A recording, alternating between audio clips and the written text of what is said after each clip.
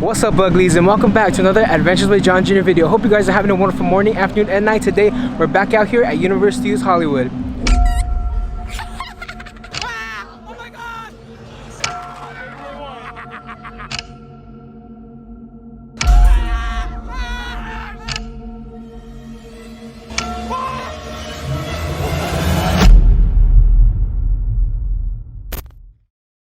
Today we're back out here at Universal Studios Hollywood to ring in the opening night of Halloween Horror Nights 2024.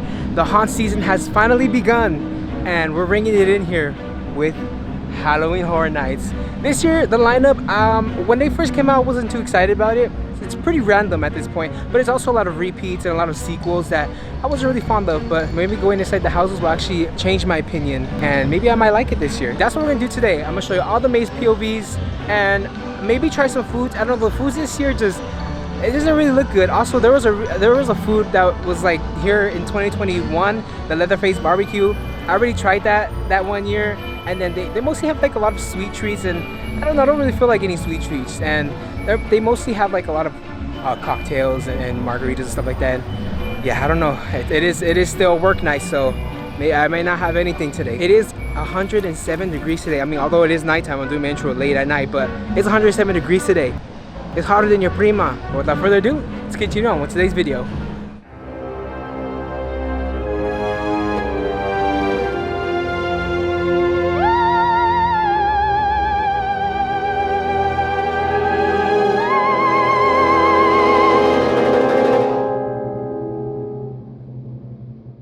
Alright, let's start our first house.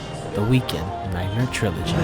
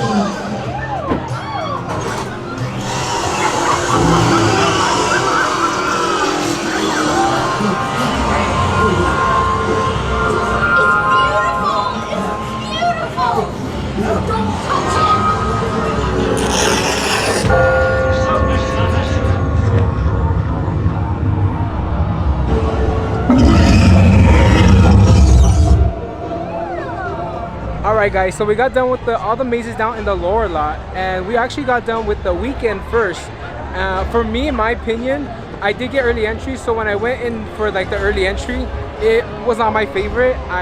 All the scares were like not there. There was scenes where they're supposed to be scare actors, but they weren't there. I went into a second time, and it actually was really good. I still like the 2022 version just because some scenes were actually like really nice, and like the sets were really cool. And this one, I don't know, I think this one I really like the scares. The scares, they had a lot of triple scares. It was a lot of like, I don't know, like really cool like effects. They just threw, like there was some parts they threw water on you and stuff like that. I really liked it. And I'm here with Tanner from Magical Takeovers.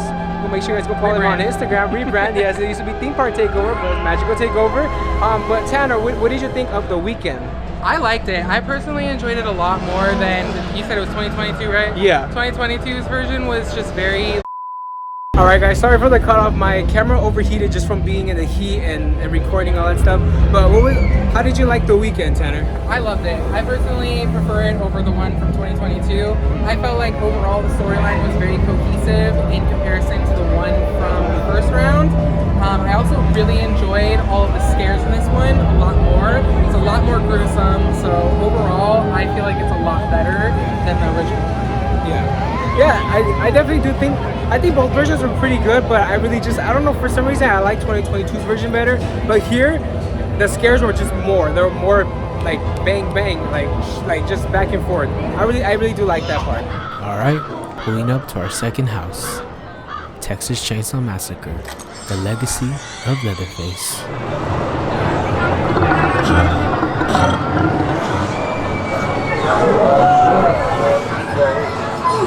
Brush off the clouds and cheer up.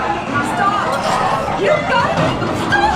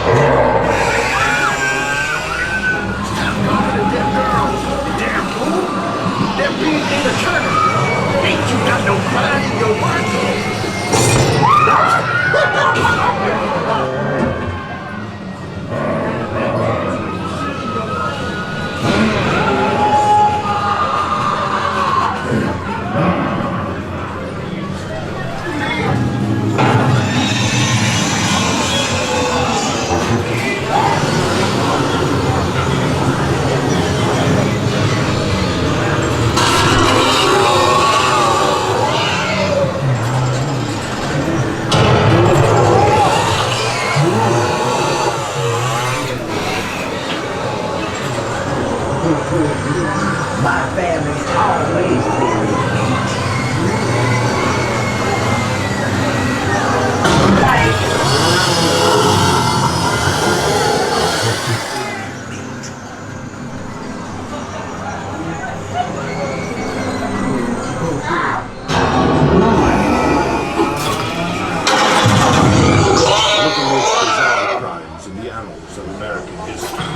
So we just got done with Texas Chainsaw Massacre, and honestly, I really liked it. At first, when I went for early entry, a lot of the scares, just with the same with the Weeknd, they were not there. There was no scare actors. It was just like walking through a set, a couple actors here and there. But the second time around, every scare we got, it was chainsaws, axes, skin, everything. I got all of it. Now, Tanner, what did you think of Texas Chainsaw Massacre? 10. Literally a 10. I literally cannot even have any words to be put into place for Texas Chainsaw. I loved every single scene. It didn't feel like it was composed with a bunch of black walls. I enjoyed thoroughly all the smells, even though they were absolutely disgusting. Yeah, the smells. So if you're sensitive to scents, maybe skip this one. Yeah. Or maybe bring some nose plugs or something, because Yeah, that means it's definitely a must-do, for sure. Absolutely. Yeah. But I thoroughly enjoyed it. I think it's definitely probably in my top 3, but I don't know because I haven't done all of them just yet. Yeah, and then personally for me, and I don't like to do like comparing and all that stuff, because a lot of the houses are different from previous years. But it is when they brought it here for 2021, this was definitely my favorite by far from 2021, because 2021 was mainly focused on like Texas Chainsaw Massacre 1970 something. This one is the legacy of Ghostface, so it's all the Ghostface from the universe of the whole franchise. So Leatherface, the Texas Chainsaw Massacre 2022 version, and then all that stuff. And I really did enjoy that, which is the Leatherface after Leatherface, like different versions, all that stuff. They were all in just one house, which was really fantastic. So I really like that edition of it. Alright, now it's time for Universal Monsters Eternal Bloodlines: Saskia Van Helsing and the Bride of Frankenstein versus Dracula's daughter. Last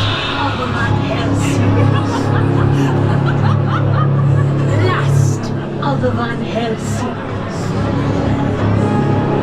Last of the Van Helsings. Last of the Van Helsings. Destroy this unholy alliance.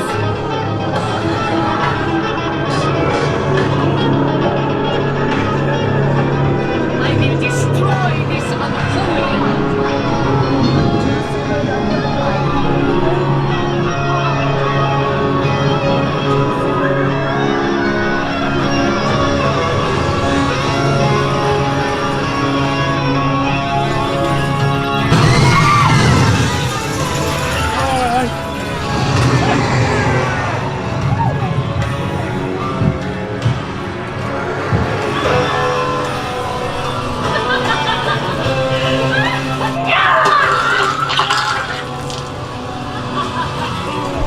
Alright guys, so we just got done with Universal Monsters Eternal Bloodlines. I gotta say, I was kind of like iffy about it because I was like, okay, I understand the storyline, but like I was like, how are they gonna portray it? Because the way they were like describing how each scene was gonna be, it seemed very theatrical. Like it was just gonna be like them acting out scenes. But it had pretty good scares. Now when we were there, I don't recall having all the scares. There were some like scare holes that were kind of like not filled, you know, because it was still kind of early on of like the event barely happening. So I only went through it once. So this is just my experience based on it one time. But I enjoyed it. I think it wasn't my favorite Universal Monsters that they have done in the past here. I would say Universal Monsters Legends Collide is definitely my favorite of all the Universal Monsters that I've experienced here at Universal Horror Nights. But this one's definitely maybe like top 3 for me from Universal Monsters. What'd you think of Eternal Bloodlines? I thought it was solid overall. Definitely needs a little work as far as filling in those holes, like John said about there not being scare actors where there's cues. And then overall, it just felt a little lackluster as far as like theming, I guess, in comparison to most of the other houses. But I felt like overall, it was a solid house. It wasn't terrible, but it wasn't the best Universal Monsters. My opinion, I feel like the first one that they ever did, which was like the Mega Maze, Oh yeah, was the best one. that was fire. Yeah. I like that one too. Alright, to finish up the lower lot, we got Dead Exposure, Death Valley.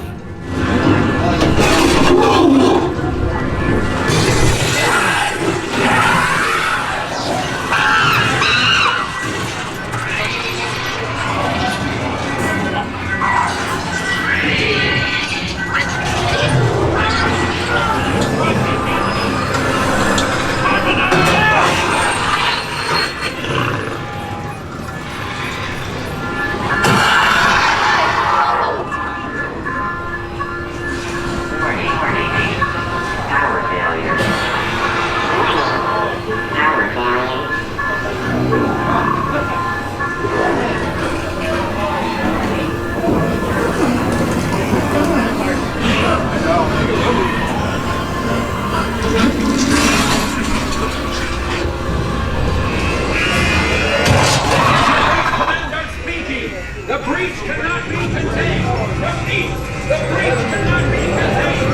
If you believe in a God, then all its words shall be burned up! The day of the Lord shall come like a thief in the night. The heavens will pass away with great noise. The heavenly bodies will be dissolved in the earth, and all its works. Now we just got out of Dead Exposure's Death Valley. This one's actually an original maze that happened in Orlando, but this time they brought it here to California, but they put their spin on it to make it very Californian, if you would say. Death Valley, which is the heat and just deserty, I guess, I don't know. But I would say that one is, I definitely liked it. It wasn't my favorite like original that they've done, but I did enjoy the scares. I did enjoy that it was very like, it was just very like, how do you say, like science labby type, like a lot of like whites and like a lot of like really cool color tones that they had in the house, which I really liked. And then, you know, just like the scents in there, and then the, you know, the feeling of like we were in a freezer. I like the little touches of technology that they added in the house to elevate it a little bit more than rather than be just walking through like a bunch of like radioactive zombies and stuff like that. So I like the elements that they added to the house. So Tanner, what did you think of Dead Exposure, Death Valley? Yeah, I mean, I agree with everything that John just said, but I think that a lot of it was very bright, which is not what I'm used to at Horror Nights. Yeah. Like, it was, the environment itself was very bright, the lights were there, the actors were able to be seen and present. It wasn't like really out of nowhere, you don't see it coming, because there wasn't really a lot of dark holes. Yeah. It was very neon, experimentational stuff. It was a fun overall experience as a maze as a whole. Yeah. So I enjoyed it. Definitely. Yeah, so like you said, like a lot of like neon lights, like, you know, we usually we're just walking in darkness and just like strobe lights, but this one had a lot of really cool bright tones. So that's one of my favorite things about Dead Exposure for this year.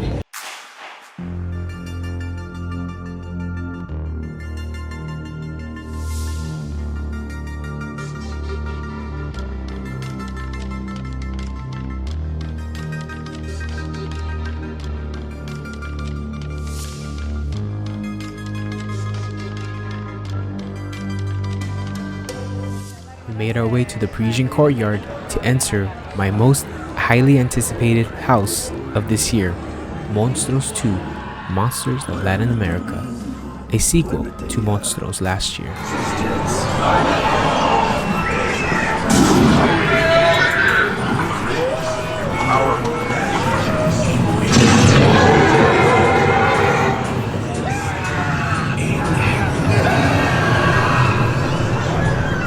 There is only one Espíritu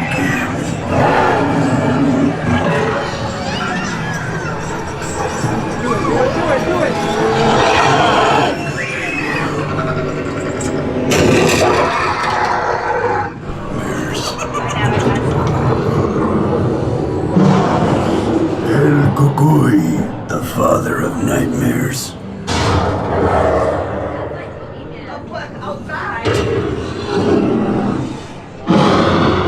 El Cucuy, duérmete ya, duérmete ya, que viene y te comerá.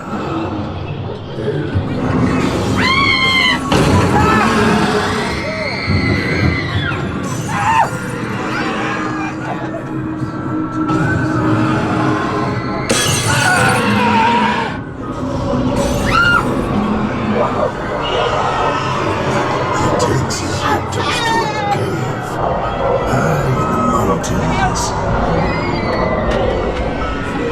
Stories of the dead, los juguetes de los muertos.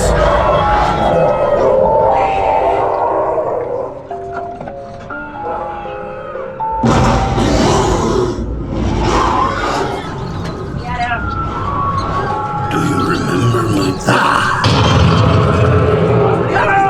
Alright guys, so we just got out of Monstros 2, Monsters of Latin America, one of my highly anticipated mazes, because last year they knocked it out of the park with Monstros, just Monstros.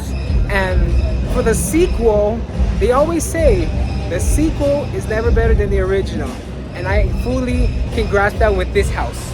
This house, I feel like out of the three monsters, which was El Charro, El Cadejo, and El Cucuy took the cake for this house 1000%.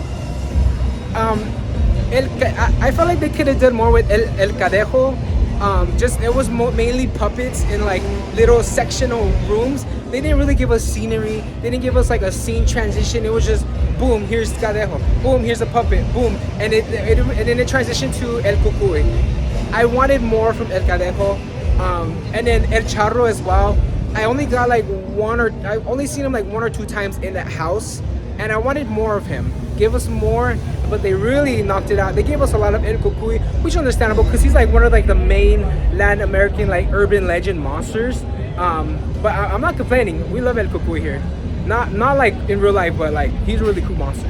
What did you think of Monstrous 2? I think I'm just gonna leave it. My review is that the Scare Zone was better than the maze. Oh yeah, Luchadores. it did. Yeah, so actually, just like previous years, it does leave us in a scare zone. And this one was Luchadores, which is just like a bunch of like zombified like wrestlers. That was like it was like a Latin take on Universal monsters as Luchadores. Yeah, definitely. So you had the Wolfman, you had Frankenstein, Dracula. The creature from the Black Lagoon. Yeah, he had everything. Yeah, a little bit of everything. Yeah. Yeah, and I really do like the scare zone because they really like interact with you. Like they'll go up to you and they'll like let you take videos of them, which is really cool. It wasn't just like them just running up to you and then leaving. No, they'll like come back to you. Like they'll like pretend that they're leaving and then they'll come back behind you. So that's what I really liked about the scare zones here. So I will agree. Yeah, the Luchadores was a little more fun than the Monstros 2, which was sad because that was like my highest anticipated maze, and it kind of didn't how do you say, it didn't like beat the expectations that I was expecting, I guess you can say. Sometimes sequels aren't necessary. Exactly. You hear that, Universal? We don't always need sequels in these HHNs, brother. Alright, next up, A Quiet Place. A house that is going to use advanced technology for sounds and ambiance. Let's see how they pull this one off.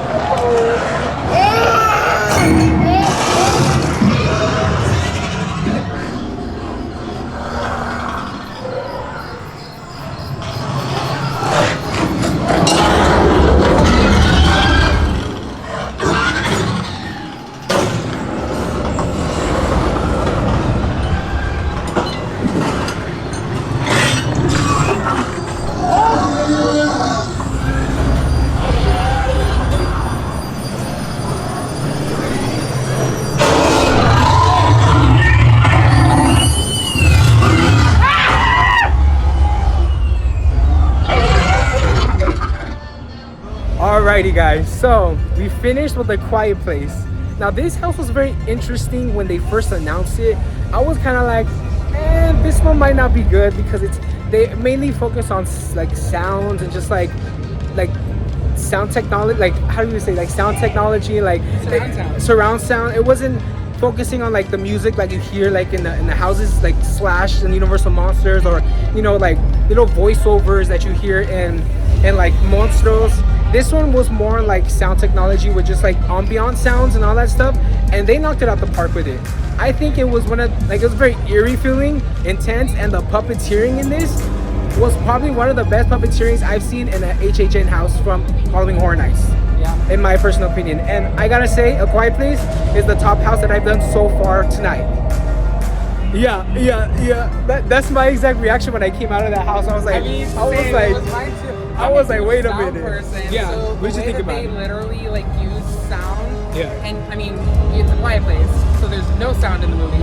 So we really think like, how are they actually going to incorporate that within a maze when we're used to jump scares and all that kind of stuff? Yeah. Well, without any spoilers, they did an incredible job by consuming you with ambiance noises, especially with scenes and the entire like thematics of it, because they found a way somehow to encapsulate like being in a very silent environment while still incorporating sound. And that to me is like so cool, and what really knocked this house out of the park compared to a lot of the other houses that we have here this year, because it just makes it that much more unique. And that is like one of the biggest reasons why I enjoy this house as a whole more than any other ones so far. This one is definitely like one of those like sleeper houses where you think like, like you hear about it, you're like, it's not really gonna be all that, but when you go in there and experience it, it's like, okay, I understand the hype now. Yeah, it's definitely a sleeper, I feel like, here at HHN for sure. Alright, next up, Ghostbusters Frozen Empire. A movie I haven't even seen, so I'm gonna be real lost in this house. But let's check it out.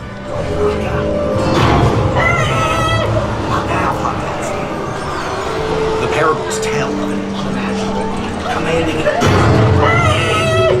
Now, podcast.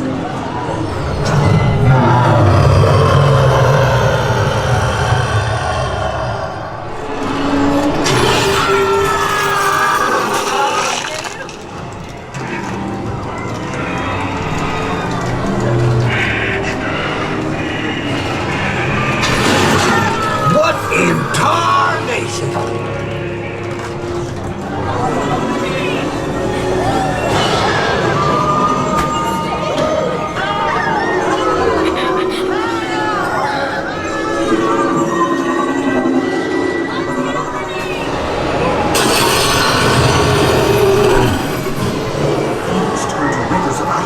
Your bones crack, and the last thing you see is your own teardrops. Get ready!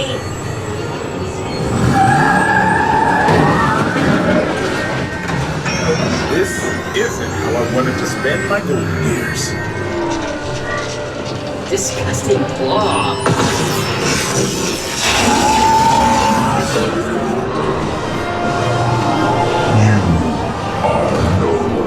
Fire Master.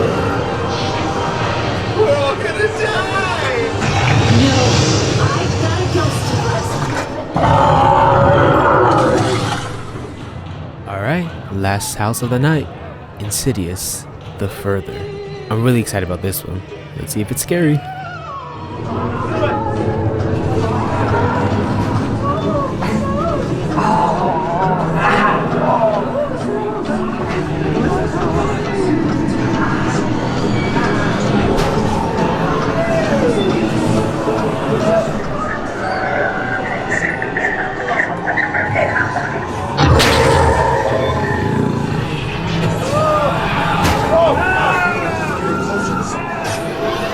Something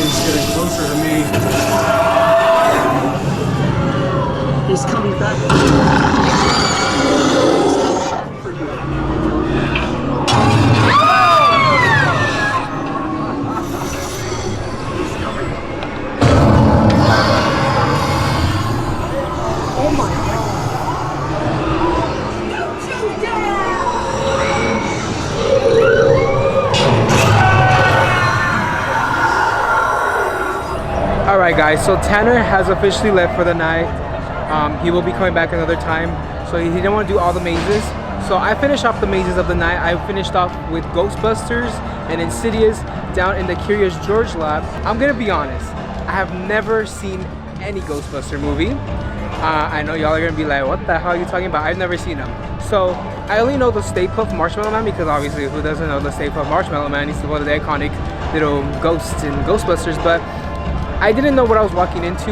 I recognized some of the monsters like Slimer and, you know, the iconic, you know, Stay Puft Marshmallow Man. For it being called Frozen Empire, that house was hot as hell. I was sweating my ass off in that maze. I was just like, I wanted it to end because it was so hot. Like if they cranked up a heater or something. I didn't like that. I feel like they should have pumped up some air so it can kind of be like cold, like the title says, Frozen Empire. So that was a little missed opportunity.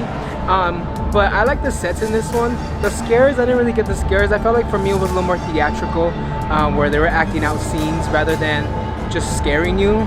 So it was more of like a fun house to look at and just be in rather than like scary. Which is expected because Ghostbusters isn't really scary. It's just like Ghostbusters, you know, like what are you so scared of a Ghostbusters? You know what I mean? Just same with Goosebumps, like what? Insidious The Further. Now this one I was really excited for. This was high in my anticipation list because it was all the monsters in Insidious all together, like all the universe monsters from the Insidious movies were all going to be in one maze, and I was like pretty excited about it. But it lacked a lot of story, it lacked a lot of scares. Towards the end of the maze is where they got you really good with like one here, you walk through another room, boom, another monster, you walk through another room, boom. It wasn't really scary. And you know, for me, I thought Insidious was gonna be one of that mazes where it was gonna be intense and scary for me, but it was just like, it was okay. A lot of people really hyped up like the Insidious when they first brought it here inside of when they first brought it here at Halloween Horror Nights, but yeah, this one, I feel like this one didn't really do that Insidious justice. I feel like they were trying a little too like hard, but yeah, not my favorite. We can feel your fear. Prepare thyselves to confront thy inevitable fate, because tonight we feast on fear.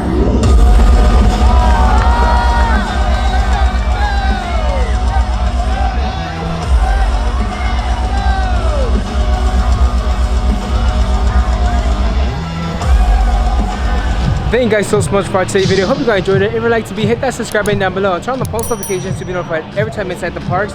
Today's video was kind of, I don't know, I'm not really like too satisfied with the way I was filming today. It was way too damn hot, 107 degrees. I came here during the sun was out, waiting in lines outside. I don't know, I was not feeling it today. It's still hot outside. It's already like 11:40, almost midnight. So, but yeah, I had a fun time here today at opening night of Halloween Horror Nights. It's definitely not my favorite year, and I say that with honesty because the houses, the lineup this year just wasn't super strong, and the houses weren't that strong as well. There was a lot of things that could have been done better. There was a lot of things that I thought that we could have done without. But at the end of the day, I'm kind of tired of the sequels.